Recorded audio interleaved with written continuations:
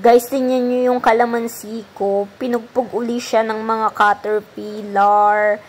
So, ngayon, hindi ko muna sila pagbibigyan kasi last month nga, ganon din yung ginawa nila. Pinagbigyan ko sila kasi sabi ko, kapag lumaki tong mga to, magiging butterfly. Pero, ang ginawa nila, talagang kinalbo nila yung dahon ng kalamansi ko. So, naapektuhan nga yung pagbubunga nito. Pero, after naman no, nung mga pinuksa ko na sila, nagsibulan uli ang dahon. Kaya naman, eto nga ngayon, may bunga na uli sila. Pero, eto na naman sila, bumabalik dahil may mga dahon na naman uli yung kalamansi ko. So, sorry muna sa inyo.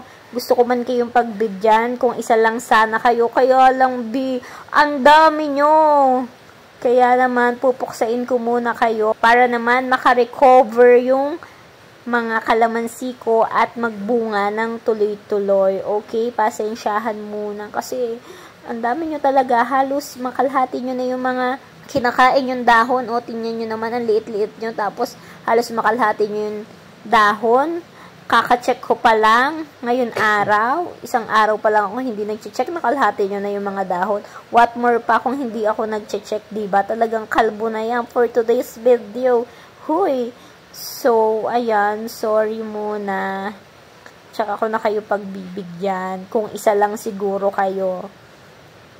So, kayo po ba mga ka-garden? Ano po yung ginagawa ninyo? Pinagbibigyan nyo po ba itong makukulit na mga caterpillar na to? Itong mga matatakaw na caterpillar na to? Or pinupuksan nyo rin po sila?